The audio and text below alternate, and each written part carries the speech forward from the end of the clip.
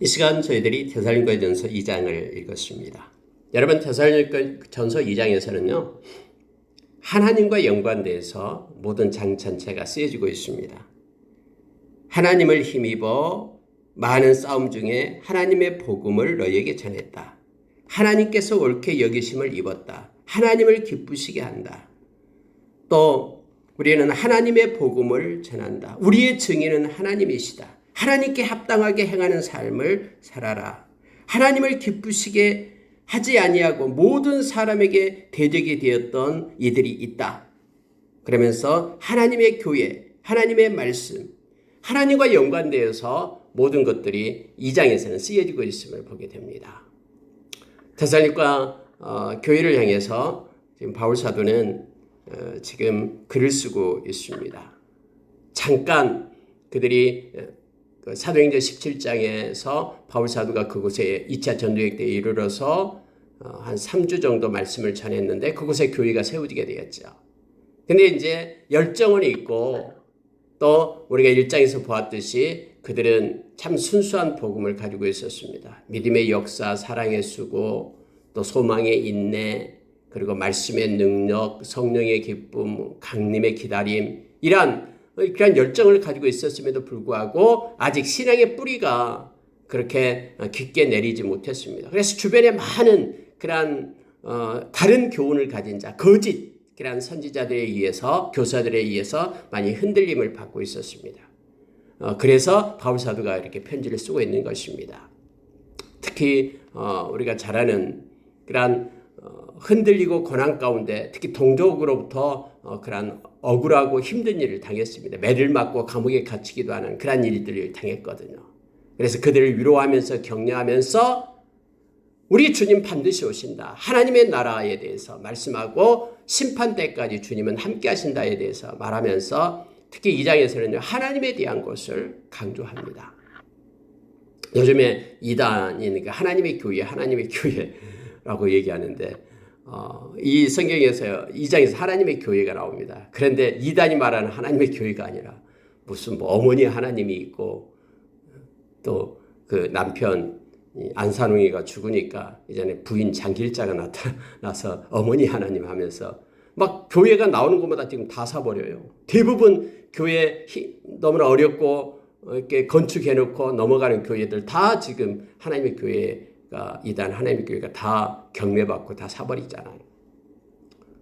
어쨌든 여러분 여기서 말하는 하나님에 대한 중심적인 하나님이 중심에 대해서 나타내는 것들을 이 시간에 우리가 잘 묵상하고 여기서 조명해 보기를 원합니다. 우리도 흔들림 없이 지금도 살아계셔서 우리와 함께 하시는 하나님과 동행하는 삶 그렇게 살기를 원합니다. 여러분 먼저요 2절을 보십시오. 2장 2절을 보니까 너희가 아는 바와 같이 우리가 먼저 빌립보에서 고난과 능욕을 당하였으나 우리 하나님을 힘입어 많은 싸움 중에 하나님의 복음을 너희에게 전하였노라 라고 말합니다. 여러분 빌립보에서 바울과 실라가 얼마나 고난을 많이 받았습니까? 이 점치는 소녀 살려냈더니 그 주인들이 고발을 하잖아요. 자기들이 생산이 끊어진 걸로 알고 돈벌이가 끊긴 줄 알고 그래서 두들겨 맞아요. 그래서 감옥에 갇힙니다. 하나님께 찬양하고 하나님께 경배를 하잖아요. 막 하나님이 그곳에 임재해가지고 옥문이 열리기도 하고 막 그러잖아요. 근데 간수가 자살을 하려고 할 때 그때 하나님께서 그 바울의 마음 가운데 역사를 하시죠. 자살하지 말라라는 거예요. 우리가 여기 있다. 도망가지 않았다. 그래가지고 간수가 거기서 예수를 믿잖아요. 자기 온 집안이 예수를 믿잖아요. 그런 고난 중에 있을 때, 그런 환난 중에 있을 때 교회가 세워지게 됩니다. 그리고 우리가 너무나 잘 아는 우리가 사도행전 16장 31절 말씀 주 예수를 믿으라 그러면 너와 내 집이 구원을 받으리라. 이것이 빌립보에서 있었습니다. 그러니까 오늘 이렇게 말하는 거예요. 빌립보에서 고난과 능욕을 당하였다. 그런데 우리 하나님을 힘입어 많은 싸움 중에 하나님의 복음을 너희에게 전하게 하였다. 우리가 그때로 빌립보에서 고난을 받고 환난을 받으면은 이제 그만두고 빨리 돌아가야 되겠다 하면서 고난을 받았다고 돌아간 것이 아니라 그들은 다시 빌립보에서 데살로니가로 오잖아요. 그래서 데살로니가에 와서 이것이 뭐냐면은 하나님을 힘입어 왔다라는 거예요. 하나님께서 우리를 그렇게 빌립보에서 고난을 받았지만은 그래도 하나님 우리를 붙들어서 너희들에게 데살로니가로 가게 해서 하나님을 힘입어 와서 이곳에서 하나님의 복음을 전했다. 왜냐하면 하나님이 너희들을 너무나 사랑해서 우리가 비록 지치고 힘들지만은 하나님이 우리를 너희들에게 보내가지고 하나님의 복음을 전해서 너희들을 생명 얻게끔 그렇게 했다 하면서 지금 바울 사도는 지난 날을 추억하며 지금 감옥에서 이렇게 편지를 쓰고 있는 것입니다. 자, 4절에 보니까요. 오직 하나님께 옳게 여기심을 입어 복음을 위탁받았으니 우리가 이와 같이 말하면 사람을 기쁘게 하려 함이 아니요 오직 우리 마음을 감찰하시는 하나님을 기쁘시게 하려 함이라. 바울사는 지금 우리가 이렇게 말하는 것은 우리가 사람에게 잘 보이려고 한 거 아니다라는 거예요. 하나님을 기쁘시게 하는 자로 우리가 서기 위함이다라고 말합니다. 여러분, 바울사도는요 하나님께 옳게 여기심을 입어 복음을 위탁받았다. 그래서 어떠한 환난이나 역경이 있어도 하나님께서 우리에게 위탁해 주신 거니까 이것을 들고 우리가 너희에게 갔다라는 거예요. 그래서 너희에게 우리가 하나님을 기쁘시게 하기 위하여 복음을 전했다라고 말합니다. 사람을 기쁘게 하려 함이 아니요 오직 우리 마음을 감찰하시는 하나님을 기쁘게 하기 위하여 이 일을 했다라고 말합니다. 여러분, 이 중요한 요점이 있습니다. 우리가 어떤 일을 하든 우리의 마음을 감찰하시는 하나님, 우리가 어떤 하나님의 일을 하든 어떤 구제를 하든 어떤 사랑을 우리가 전하고 이렇게 하든 우리의 마음이 어떠해야 되는가를 성경 말해주고 있습니다. 우리의 마음을 감찰하시는 그 하나님, 그 하나님을 기쁘시게 하기 위하여 하나님의 사역을 하라라고 말합니다. 사람을 보고 세상을 보고 사람을 두려워하게 하면은 두려워해서 무슨 일이 하면은 그것이 위선이 되고 그것이 올무에 걸린다라고 성경은 분명하게 말하죠. 잠언서 29장 25절에서요. 또 마태복음 6장에서 우리 주님께서 이렇게 말합니다. 그러나 하나님을 기쁘시게 하기 위하여 이 일을 행한다면은 우리는 좌절하지 않습니다. 우리가 몇 명의 예배를 드리든 우리가 예배자로 서고 하나님을 기쁘시게 하기 위하여 우리가 예배자리에 선다면 우리는 하나님 때문에 기뻐하고 하나님께 영광을 돌리는 것입니다. 지금 데살로니가를 향해서 우리가 이렇게 한 것은 하나님께 복음을 위탁받았고 하나님을 기쁘시게 하기 위하여 너희들에게 복음을 전했다. 이게 하나님의 뜻이기 때문에 하나님의 기쁨이기 때문에 몸은 지쳤지만은 매를 맞아서 힘들지만은 너희들에게 가서 복음을 전했다라고 말하고 있습니다. 갈라디아서 1장 10절에도 역시 바울 사도는 그렇게 말합니다. 내가 사람을 좋게 하랴 하나님을 좋게 하랴. 내가 사람을 기쁘게 했다면 나는 그리스도의 종이 아니다 라고 말한 것처럼 모든 저와 여러분은 하나님의 종으로서 마음 가운데 하나님을 기뻐하심을 잊고 하나님을 영광 돌리고 하나님께 기쁨을 드리기 위하여 어떤 일이든 하기를 원합니다. 그럼 우리의 마음을 감찰하시는 하나님이 우리의 마음을 받으시고 영광 받으심을 우리가 기억하기를 원합니다. 여러분 6절에 한번 보시기 바랍니다. 5절에 보면은 우리가 너희도 알거니와 우리가 아무 때에도 아첨하는 말이나 탐심의 탈을 쓰지 아니하는 것을 하나님이 증언하신다. 마찬가지예요. 우리가 어떤 삶의 여러 가지 일들 우리가 너희들에게 아첨하고 또 탐심을 가지고 탐심의 탈을 쓰고 행했던 것 그렇게 행하지 않았던 것들 하나님이 아신다라는 거예요. 하나님이 증언하신다. 하나님이 인정하시면 우리는 족하다라고 사람이 얼마나 오해하고 사람이 뭐라고 판단하든 하나님이 아신다. 그래서 모든 중심이 하나님께 있음을 지금 이 데살로니가 2장을 통해서 우리로 하여금 알게 합니다. 이것은 또한 우리로 하여금 우리가 먹든지 마시든지 무엇을 하든지 하나님의 영광을 위하여 하라라고 이 말씀과 동일하게 일치하고 있음을 알게 합니다. 고린도전서 우리가 10장 31절의 말씀과 동일합니다. 그래서 하나님이 아시고 하나님이 증언하시고 하나님이 기뻐하시고 하나님의 마음을 아시고 언제나 우리의 삶의 초점을 그 중심을 하나님께 둘 것을 우리로 하여금 가르칩니다. 자, 6절에 보니까 또 이렇게 덧붙입니다. 또한 우리는 너희에게서든지 다른 이에게서든지 사람에게서는 영광을 구하지 아니하였노라. 너희들뿐만 아니라 모든 사람, 다른 사람들한테도 우리는 사람에게서 영광을 구하는 자들이 아니라 하나님의 영광을 위하여 일하는 자들이다. 사람에게 잘 보이려고 행하는 것이 아니라 하나님의 영광을 위하여 일한 자였다라고 말합니다. 여러분, 이것이요, 쉼 없이 낙심하지 않고 계속해서 다메섹 도상에서 예수님을 만나서 AD 35년에 만나서 참수형을 향해 죽을 때까지, AD 67년 68년 될 때까지 이렇게 좌우로 치우치지 않고 말씀을 갖고 그렇게 올곧게 달려갈 수 있는 동력이 바로 여기에 있었던 거예요. 우리는 사람에게 영광을 구하는 자들이 아니라 하나님의 영광을 구하며 행했다. 너희에게든지 아니면 다른 모든 어떤 사람에게든지 우리는 하나님의 영광을 위하여 일해왔다라고 말합니다. 여러분, 이것이 바울 사도의 동력이었습니다. 지칠 줄 모르는 믿음의 그러한 역사를 이루어 나가는 그러한 동력. 얼마나 많은 사람들이 바울 사도를 미워했습니까?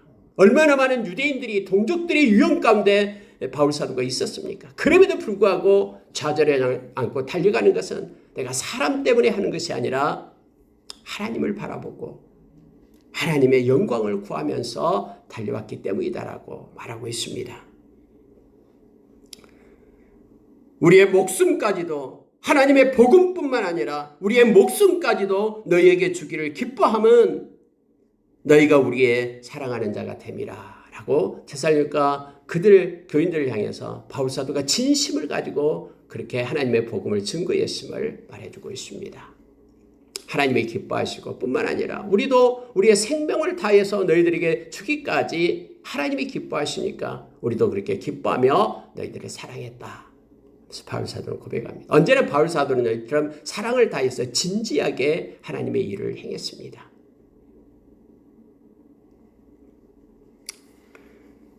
형제들아, 우리의 수고와 애쓴 것을 너희가 기억하리니 너희 아무에게도 폐를 끼치지 아니하려고 밤낮으로 일하면서 너희에게 하나님의 복음을 전하였노라. 우리가 전한 것은 사람의 복음이 아니라 하나님의 복음이다.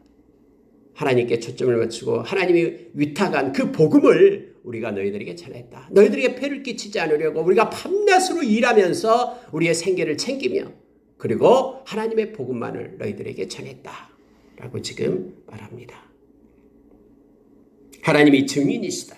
이렇게 솔직하게 바울 사도가 그렇게 정직하게 하나님의 사역을 했음을 말합니다. 여러분, 자, 12절에 보면은요, 너희를 부르사 자기 나라와 영광에 이르게 하시는 하나님께 합당히 행하게 하려 함이라. 하나님께서는 너희들을 불러서 하나님의 나라, 하나님의 영광에 이르게끔 하시는 그 하나님을 바라보라라고. 그리고 너희들의 모든 삶이 그 하나님의 부르심의 소망에 합당한 자로 행하는 삶이 되게끔 하기 위하여 바울사들은 권면하고 위로하고 경계한다라고 말합니다. 부르심의 소망에 합당한 삶, 하나님은 우리를 불러서 당신의 자녀를 삼았으면 우리는 이 세상에서 이제는 세상에 속한 자가 아니라 하나님께 속한 자로서 하나님의 자녀로서 합당한 삶을 살기 하기 위하여 내가 지금 편지를 쓰면서 너희들에게 권면하고 너희들에게 위로하고 이것은 하지 말아라라고 경계를 하기 위하여 이 편지를 쓴다라고 말합니다. 저와 여러분이 하나님의 자녀의 신분이니까 하나님의 자녀답게 살아야 되잖아요. 막 그렇게 삶을 살아야지만이 하나님의 자녀가 된다라는 것이 아니라 이미 우리는 예수님께서 당신의 핏값으로 우리를 사서 하나님의 자녀 삼으셨기 때문에 우리의 제사함을 받고 우리의 양자의 영을 주어서 하나님의 자녀를 삼았잖아요. 하나님의 자녀되는 권세를 예수 믿음으로 우리가 얻었잖아요. 그래서 우리는 하나님의 자녀답게 이 세상을 살아야 되잖아요. 하나님의 자녀의 신분으로 세상을 살게 하기 위하여 바울 사도는 권면하고 위로하고 경계한다라고 말하고 있습니다.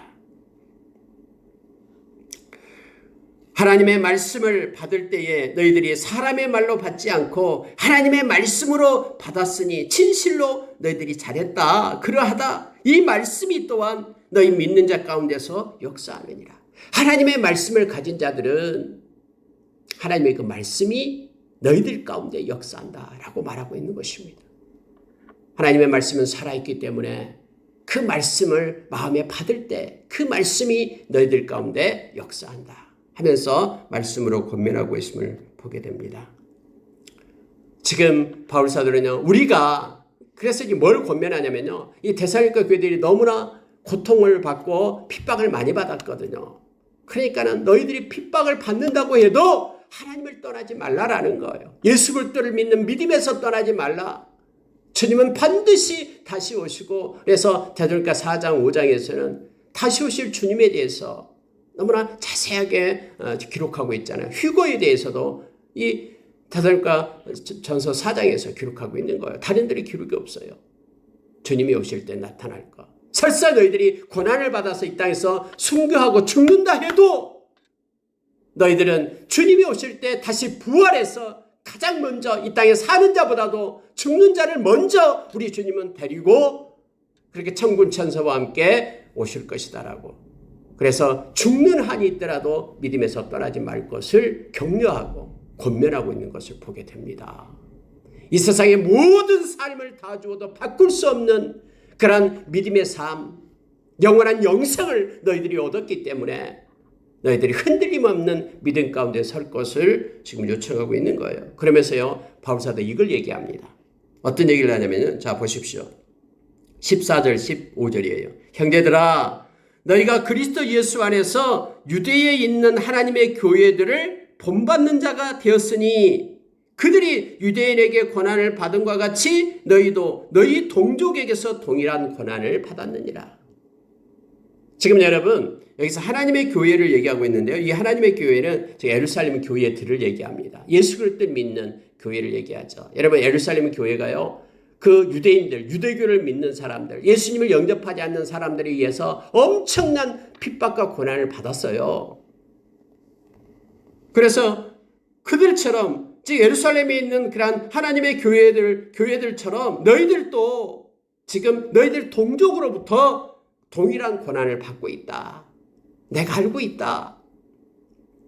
하나님의 교회들이 핍박 중에 있는 것처럼 너희들도 너희들 동족 중에 핍박을 받고 있다. 유대인들이 하나님의 교회를 핍박한 것처럼 너희들도 지금 핍박을 받고 있다. 다 알고 있다. 그런데 15절 보시면요. 유대인은 주 예수와 선지자들을 죽이고 우리를 쫓아내고 하나님을 기쁘시게 하지 아니하고 모든 사람에게 대적이 되어 우리가 이방인에게 말하여 구원받게 함을 그들이 금하여 자기 죄를 항상 채우매 노하심이 끝까지 그들에게 임하였느니라. 유대인들이 그렇게 하나님 앞에서 이렇게 심판을 받고 진노한 가운데 있다라는 것을 말하고 있는 거예요. 그들이 행한 행적을 말하고 있는 거예요. 그들은 예수를 죽였고 선지자도 죽였고 우리를 쫓아냈고 하나님을 기쁘시게 하지 아니하였고 모든 사람의 대적이 되었고 우리가 이방인들에게 너희들에게 구원받게 함을 그들이 금했다라고 말합니다.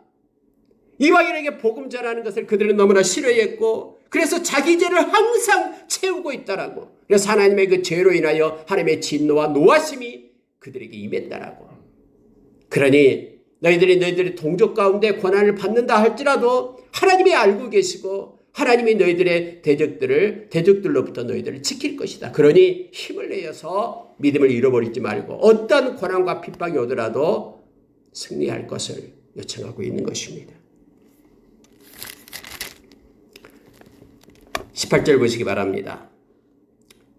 그러므로 나 바울은 한 번, 두 번 너희에게 가고자 하였으나 사탄이 우리를 막았도다.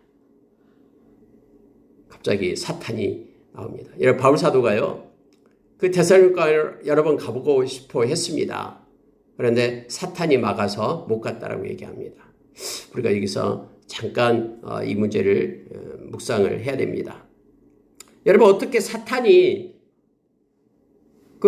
하나님의 사신이 된 바울 사도 하나님의 사신이다 그랬죠. 하나님의 사신의 계획을 해방할 수가 있습니까?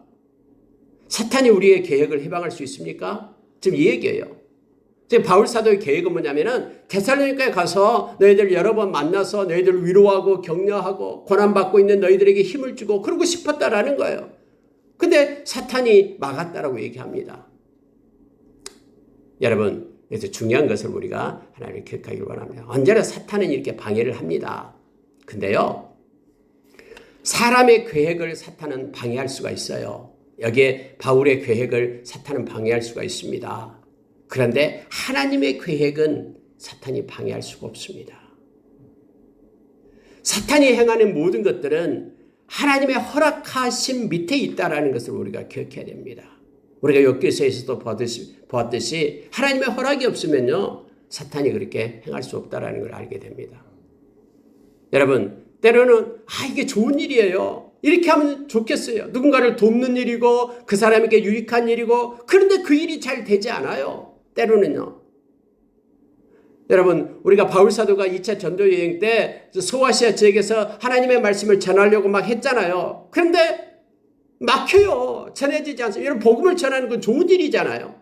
근데 그곳에서 말씀을 전할 수가 없었어요. 그런데 꿈의 환상 중에 마게도니아의 한 사람이 이렇게 건너와서 우리를 도우라라고 부르는 것을 보게 되잖아요. 그때 하나님의 뜻을 깨닫고 그들이 건너갔던 것이 바로 이곳이잖아요. 여기 빌립보 데살로니가요. 그곳에 가서 하나님의 말씀을 전했다라고 말하고 있죠. 바울 사도가 지금 데살로니가 너희들에게 여기서 한두 번 내가 가고자 했다. 그러나 사탄이 우리를 막았다는 것을 우리가 기억을 해야 됩니다. 사탄은 이처럼 사도의 계획, 이 바울의 계획을 해방할 수 있어요. 하지만은 사도를 위한 하나님의 계획은 해방할 수가 없다라는 것을 기억을 해야 됩니다. 하나님의 계획은 해방할 수가 없어요. 오직 하나님의 허락하에 사탄이 바울의 계획을 막을 수는 있었습니다. 그러나 하나님 입장에서 보면은 바울의 계획은 부차적인 것입니다. 사탄이 구체적으로 어떻게 바울의 계획을 해방했는지 우리는 알 수 없습니다. 이게 기록이 안 돼 있기 때문에. 그러나 하나님은, 좋으신 하나님은 이 같은 사탄의 그 같은 해방조차도 더 나은 결과를 이루기 위한 하나님의 섭리 속에 있었음을 우리는 인정합니다. 아무리 사탄이 그렇게 막는 것을 우리가 단면적으로 보면은 왜 그러지? 하나님 왜 가만히 있었지? 라고 말할 줄 몰라요. 그러나 여러분, 하나님의 그 섭리는요, 참 오묘합니다. 악한 자들이 예수님을 십자가에 못 박혀서 죽이게끔 했습니다. 아니, 하나님께서 왜 그걸 가만히 보고만 계셔? 자기 아들이 십자가에 못 박혀 죽었는데 살려내야지? 아니요. 하나님의 섭리는 예수님께서 십자가에 못 박혀 죽는 것이 하나님의 섭리였잖아요. 우리의 죄값을 지불하기 위해서요. 그래서 우리를 살려내잖아요. 그래서 여러분, 우리가요, 눈으로 보이는 단면적인 것을 가지고 우리가 하나님은 그래서 살아계시지 않는 것 같아. 아니, 하나님이 살아계시면 저렇게 착하게 사는 사람들이 이렇게 어려운 고난을 받아? 이렇게 말할지 몰라요. 그러나 여러분, 하나님은 그 모든 것을 합력하여 선을 이루시는 하나님이심을 우리는 기억을 해야 됩니다. 오히려 이 바울의 계획을 사단이 막았을지 모르지만은, 그러나 바울을 향한 하나님의 계획은 그대로 성취가 되는 것입니다. 그래서 더 나은 결과를 위하여 하나님의 섭리 속에 있다라는 것을 우리는 기억해요. 우리의 지식으로는 때로는 잘 몰라요. 그래서 여러분, 우리의 지식이 온전해질 때가 있잖아요. 우리 주님 만날 때 그때는 다 알게 돼요. 그래서 주님 그때 그렇게 하셨군요. 근데 저는 그것도 모르고 너무나 주님께 서운했습니다. 이런 고백들을 많이 할 수 있을 것입니다. 우리가 어떤 삶 가운데 우리가 이해할 수 없는 어려움이 온다 할지라도 절대로 우리는 하나님을 떠나거나 부인해서는 안 됩니다. 우리의 지각을 뛰어넘는 하나님의 섭리 가운데 있다라는 사실을 우리가 기억하기를 원합니다. 그런데 바울 사도는요, 오늘 19절 20절에서 이렇게 말합니다. 이거 보고 마치겠습니다. 우리의 소망이나 기쁨이나 자랑의 면류관이 무엇이냐? 그가 강림하실 때 우리 주 예수 앞에 너희가 아니냐? 너희는 우리의 영광이요 기쁨이니라. 바울 사도가 얼마나 데살로니가 그 형제들을 사랑했으면 이렇게 말하는 것입니까? 우리의 소망, 우리의 기쁨, 우리의 자랑의 면류관이 눈에 보이는 것 아니고 바로 너희들이다. 예수를 믿는 너희들이다. 여러분, 우리가 때로는 이렇게 생명의 통로가 되잖아요. 말씀이 흘러가게끔 해서 그가 만약에 우리를 통해서 예수를 믿게 된다면 그것이 우리의 기쁨이고 그것이 우리의 자랑이고 그것이 우리의 소망이다라고 말합니다. 하나님 앞에 섰을 때에 주 예수 앞에서 너희가 우리의 소망이 되고 기쁨이 되고 면류관이 된다. 우리의 영광이 되고 기쁨이다 라고 반복해서 그렇게 말하고 있습니다. 다음에 여러분 천국에 가서 우리 때문에 누군가가 예수 그리스도를 믿게 된다면 우리가 통로가 되어서 그러면 그런 영원한 생명을 얻는 자이기 때문에 이걸 다 알고 얼마나 기뻐하겠습니까? 우리의 기도 때문에 그 나라가 살아나게 됐다면 그 나라 사람들이 얼마나 즐거워하고 기뻐하겠습니까? 그래서 늘 우리가 생명의 통로가 되기를 원합니다. 이것이 가장 기쁨이고 소망이 되기를 원합니다. 믿지 않는 자를 볼 때 불행의 열정 속에 우리가 있기를 원합니다. 그래서 늘 믿지 않는 자를 위한 기도와 그렇게 전도에 우리가 열심을 내는 자 되기를 원합니다. 바울 사도는 이것 때문에 이걸 알고 있기 때문에 생명 걸고 하나님의 말씀을 전하게 되잖아요.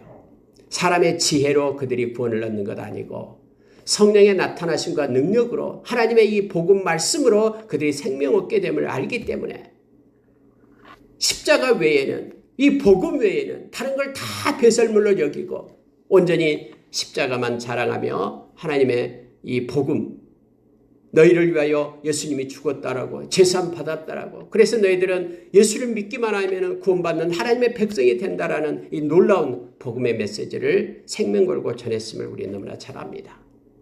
오늘 바울 사도가 데살로니가 교인들을 너무너무 사랑하면서 소망이요 기쁨이요 자랑이고 그리고 영광이다라고 그렇게 고백했던 것처럼 우리도 늘 구령의 열정 가운데 우리가 있기를 원합니다. 그리고 선교를 위한 하나님의 그 명령을 위한 우리가 위해서 늘 기도하고 쓰임받는 반석되신 예수님의 열방에 힘있게 전하는 그런 우리 교회가 되고 우리 개개인이 되기를 원합니다. 오늘 하루도 하나님께 영광 돌리는 하루가 되기를 원합니다. 우리가 생명의 통로가 되는 아름다운 날 되기를 소망합니다. 기도하겠습니다.